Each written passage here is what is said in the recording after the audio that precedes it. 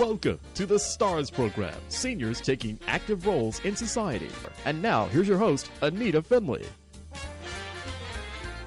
Monty Helfgott, you have really done so much, and I don't know how I even met you. I met you, was it a year or two ago? I don't even know. It was a year and a half ago. Yeah, we met. And you are one spitfire. I have to tell you, I have enjoyed everything that you've brought to my life and to our magazine and our radio.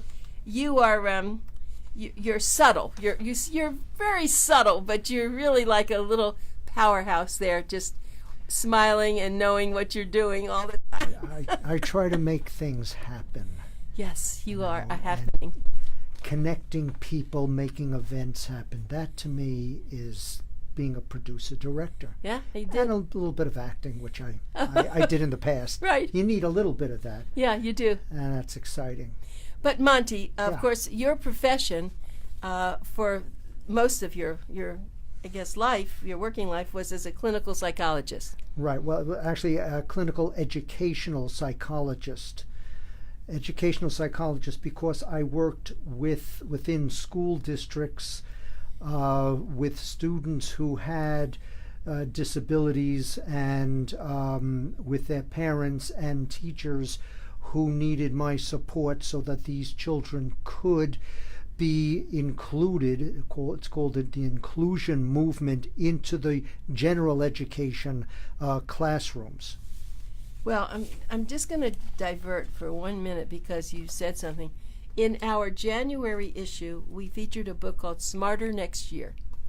And Dr. David Bardsley told the story of when he was very young, 6, 7. He was so energetic, and he wound up, he had all the diseases that kids have today. And at that time, they didn't know about, having... You mean autism? You mean disability or physical Yeah, no, ailments? autism. It wasn't autism. They said it was probably on an autism scale. But he made those noises. He did all sorts probably of... Asperger. Yeah, a lot of things like that. And they took him all over. They wound up at a psychiatrist, and the psychiatrist said, we have to put him in a special school, and he shouldn't go to school, and we're just going to give him medication. And his parents were very smart. And they said, after that happened, we're not going to do anything, because he used to twirl around all the time. We're not doing anything. We just want you to go outside and exercise. Run till you're exhausted, which he did. They took a different route, and he today got his doctorate. He's so smart. He wrote this book. He tells this story. So I just thought about that, because I'll bet in your lifetime working with those kids, there were kids who maybe were put somewhere they shouldn't have been, and then kids that just, they didn't have that kind of a parent. No, you're absolutely right. Many of these students, given the opportunity, absolutely blossom. And this is the children's book, and the graphic artist who did all of the work is an autistic student, is an autistic young man, 25, and he worked with me. I did all the writing, but he did all of the graphic designs for this book, and I'm going to be working with him on about 7 more books. The idea is to raise money for organizations such as JAFCO, to give them as much funding and contributions as possible for the students that they work with. And so having a link with a graphic artist who is an actual autistic artist and myself, to me, giving him an opportunity. He never had an opportunity to do this before I came along. And the books have been selling very well, the children's books in Colorado and Florida. Why? I'm sure that there are some families connected to him that just want the book, but they were so ecstatic that he was recognized, and I want to continue to recognize him. Tell us his name. His name is Frank Dowell, and he lives down here in South Florida, and he's just terrific to work with. I mean, he would send me here's one possibility, and I'd say, let's do this or that, and he would redo it. He's very good with the computers and graphic design material. So giving him an opportunity hopefully will help others, other children, other young adults to achieve by our efforts. Well, I read the book because I have, as you know, 13-year-old triplets, and I wanted to bring it down to them, but I wanted to read it first. And I can't wait. I haven't given it to them yet. I really want to I want to sit there while they read this. It was astounding, and of course I know how talented you are, but the pictures really helped the story so much. That's why kids will read it. Because of that, but it was a lovely, lovely story. It just popped out, and the key to this whole thing is the idea that with a little help from your friends, you can succeed. Yes, that's so true. Whether you're an adult or whether you're a child, yes, and that's why I brought this up to you, because it was really amazing that he told me this story, and I said, "You had that?" And he said, "Yes," and my parents decided they were not going to treat me like that and told me just to run and run and run, and he winds up with just as a side note, I had a reading disability. You had a reading disability? Yes, in elementary school, where I needed special service to help me along, but I went beyond it and got a doctoral degree from Columbia University. Right, and look what you do now. Everything you do is now. with words. That's right. So you need so. Oh, we have so many watchers now. We are at last. The one is 11. We're already up to 6. I mean, this is great. And I guess it's people know I'm on the show, and they like what they hear, and they like the people, and they're going to love you. So let's talk about your book. You have written other books, but now you're on. Why don't you talk a little bit about your other books? We did feature one of them as a book of the month. I don't know, a year ago? Yeah, it was about a year ago. This was a trilogy that I wrote. I did extensive research on it, going to Eastern Europe and also to France and Germany. It's basically about a man who's searching for his ancestry because he has these sort of paranormal or supernatural feelings that there's more to him than what he knows. And he finds out that he was raised not by his parents, but by people who took him out of Eastern Europe and brought him to America. His real parents were people that were very high scholars, Eastern Europe, who also had sort of, let's call it, supernatural powers. And this was a hereditary dynasty that he's part of, and he finds out who he is at the end. And what I do with the trilogy is I then go back in time, because the main character is able to time travel. So it was a fabulous book. I mean, it is a fabulous book, and so let's give the names of the 3 books so if people are interested. They're all called The Silence, Book 1, Book 2, and Book 3, because it's really about this dynasty of people, starting actually in the most up-to-date period of time in the 1970s and 80s, and then going all the way back to the 1920s and 30s in Europe during a very difficult time.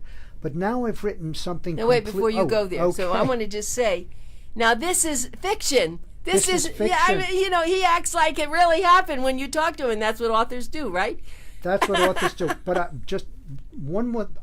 While I was in the process of writing this and doing all the travels, a number of unusual paranormal events occurred to me that I think were unleashed during the whole process of research and writing. And I won't tell you what they are right now, but it was, to me, astonishing, and people that I have met love to hear about, oh, this happened and that happened, and a peregrine falcon sat on your front lawn.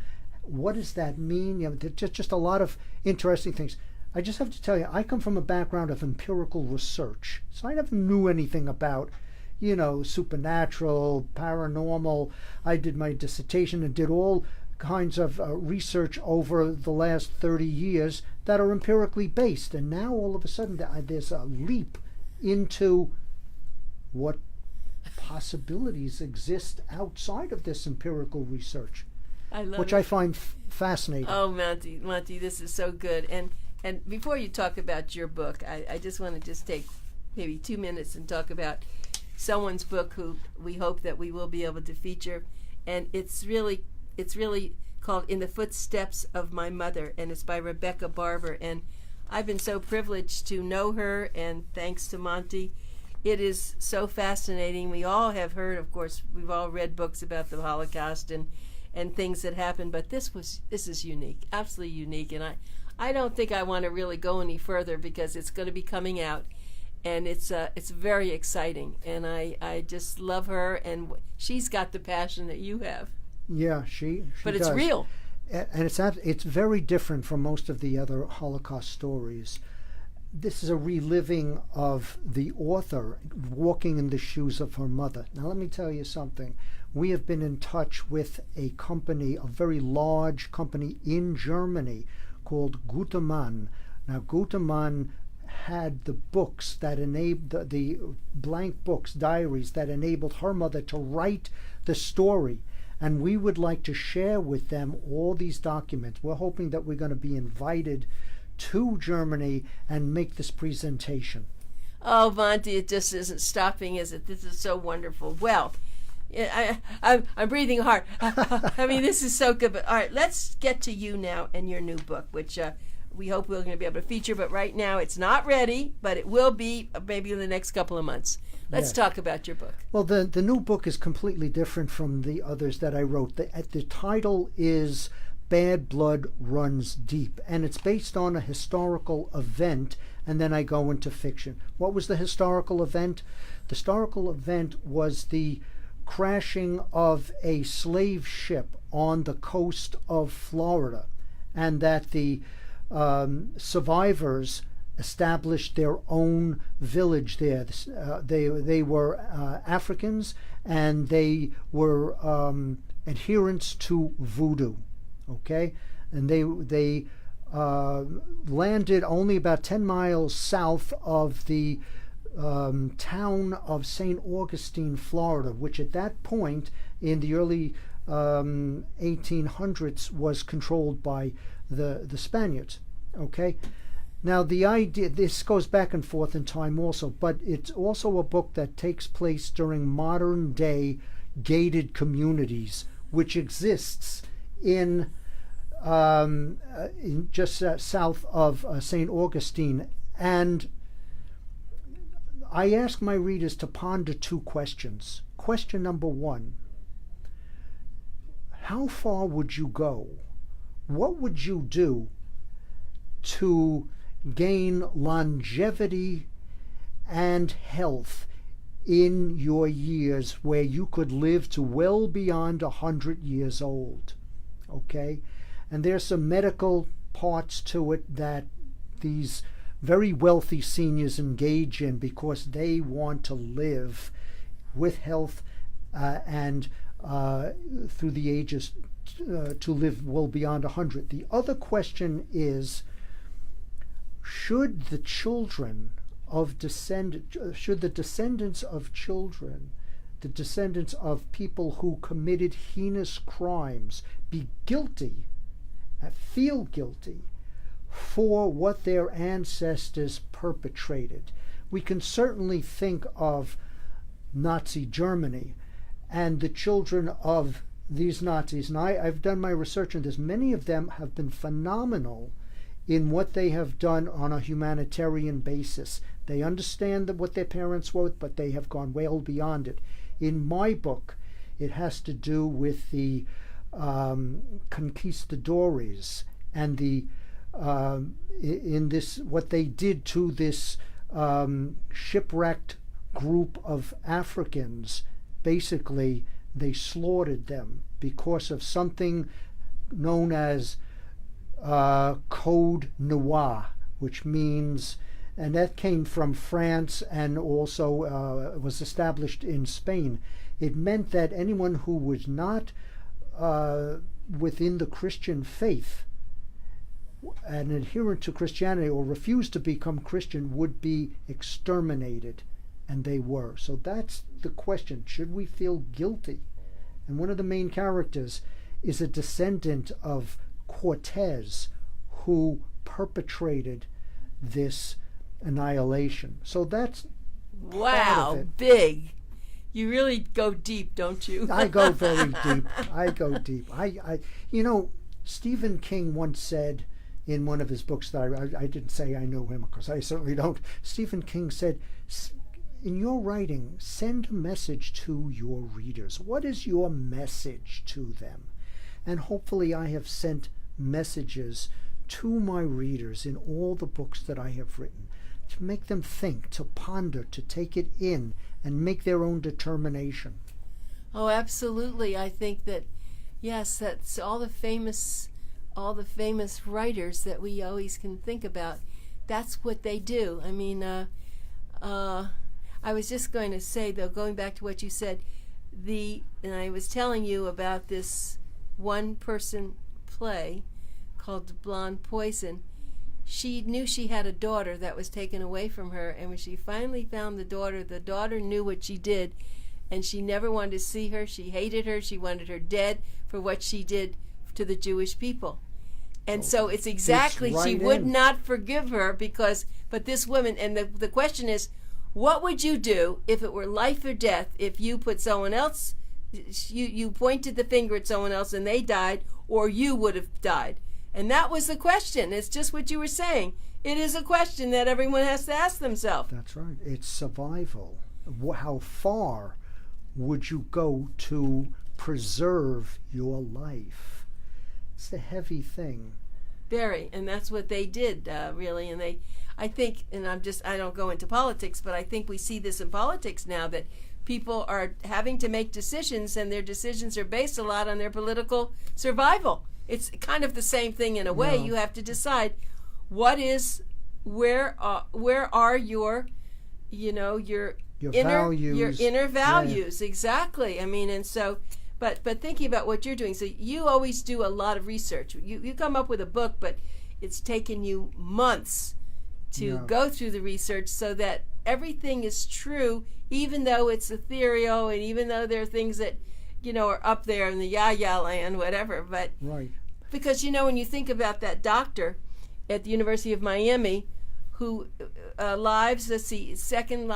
was the name of the book where he actually had patients who could tell him what it was like. Lives. Where they died and went to heaven and then came back. They didn't go to heaven. They were able to speak other languages. They were able to speak. Oh, that's past life regression. Exactly. Yes, but there was a name of a book he wrote, and he's an MD. Oh, I know who you're talking about. He's at the University of Miami. Exactly. Yeah, and that it was called Many Masters, Many Lives. Right. Yeah. And so that's the kind of a thing that you would say, well, is that really possible? I mean, he actually had patients, and people say, nah, that's not possible, but you're doing this. Under hypnosis, yes. A lot of things come out. And I'll tell you, I did go myself through a past life regression. You did? I did. Someone wanted to do it. I was afraid to do that. Isn't that interesting? No, you can find out a lot of things that are interesting, shocking, possible. Is that what happened? I'll only tell you one thing. She took me back, the person who did it, took me back 2,000 years to the Middle East. And she asked me, what was your name? And I was able to tell her like that. You are Mordecai. Monty, are you kidding? No. And she knew? Did she already know when you said... She knew nothing about me. And you knew and did she put you into hypnosis to do this? Correct. That's so right. Is she local here? She is. She's well, in maybe. Del Rey. Okay, well, maybe I'm going to have to do that, right? I guess maybe that's what I have to do. That's her. That's what she was trained by the doctor down at the University of Miami. Yes, I would keep forgetting. Yeah, his name. I have to, but I'll think about that too. I think it's a Jewish name. It's a Berman name. or something. Well, whatever. But wow, you have to take a leap of faith to do it.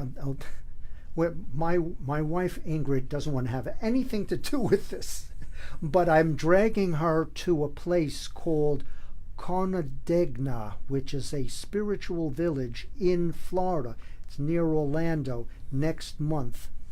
And what do you mean a spiritual village? It's a village filled with people who perform past life regressions. They communicate with the deceased.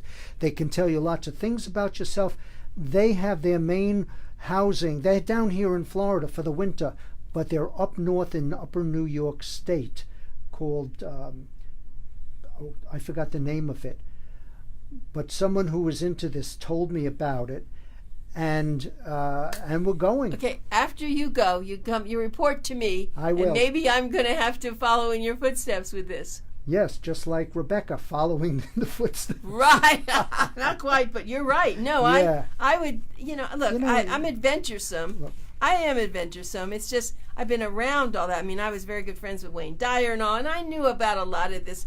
I mean, I took the Silva Mind Control course for 6 months. It was the most fantastic course.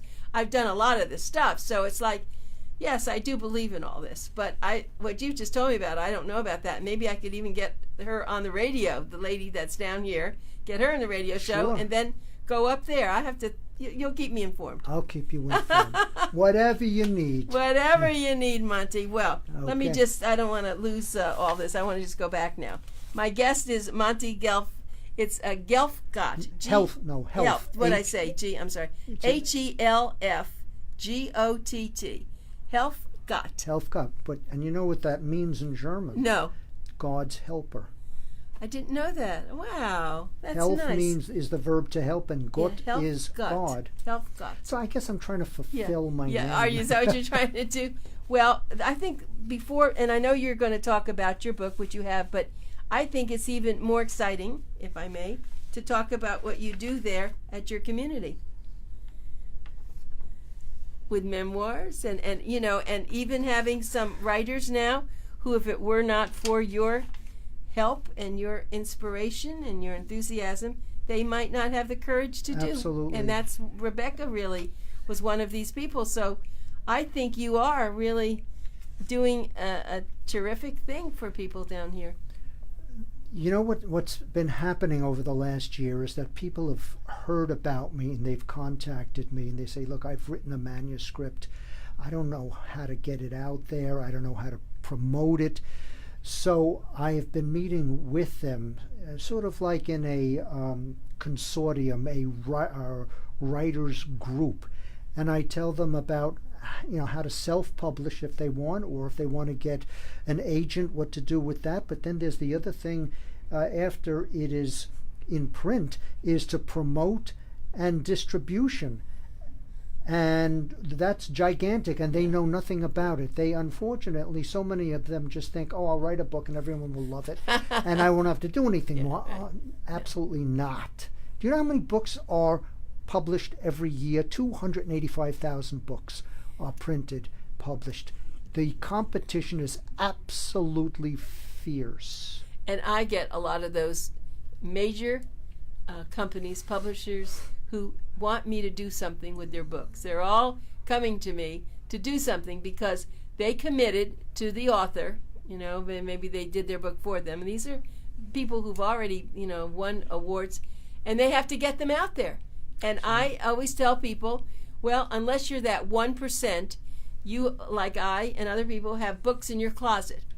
And they sit there, and you give them away, you do what you can. But and nowadays, of course, with the internet, everything has changed. It used to be you could take a weekend, you read a book, but it's not the way it is now. There's too many it's chaos. Yeah, there's too much stimulation. Too much. You talk about e-books. People are reading it on their Kindles. They do that if they want to sit. I like an actual hardcover book when I read. I don't want to read it on a Kindle. But agents, if you are not going to make them money, they don't want to know you. No, that's true. And that's right. It's very hard to get an agent. And it's very hard to get because they put an effort in. And after they put their effort in, if they're not going anyplace, you're history. Yeah, exactly. No, I know that because you're a very good writer, and I'm sure you tried that My husband had some things, and he met a few agents, and there were a couple that were close, but it was just they wanted him to rewrite this and do this and that, and he just didn't want to do it. So yeah, after I went through that with my dissertation, rewrite this, rewrite that, and that was, I call myself, I'm a person in BC. You know what BC is? No. Before computers. So they would say rewrite that. Yeah. I didn't have a computer. It was not written on a computer. I had like what is it called? Just a it was typewriter. an IBM typewriter, just even a if you had that. typewriter. Yeah. So it was a huge job. But anyway, we're well beyond that. Yeah. The other important thing I'm really interested in is the establishment of a video production studio in my community. It's going to take some time, but I think it will be a great asset to the magazine that's also published on a monthly basis. I'm thinking that the name of the video production studio would be Video Zine. And someone said to me, what an interesting idea, because it's going to bring people together. It's going to connect people. Because what I want to do is interview very interesting people in the community. I want to get news out about different groups. I want to have people talk about safety issues that they should be aware of. The HOA president on a monthly basis can, give their talk. And another thing is that they will also get a comedy part of it, because I've established a comedy writers club.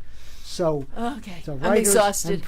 You're exhausted. I'm taking a break. I'm exhausted, Monty. It's so wonderful to have you. But it's electric. Yeah, it's exciting. I love it. That's why I always ask you to come back on the show, because you are so great. Well, thank you very much for being here. I look forward. I'm taking a deep breath. I look forward to your book. I look forward to anything that you tell me. I'm there. Thank you so much, Monty. You're welcome.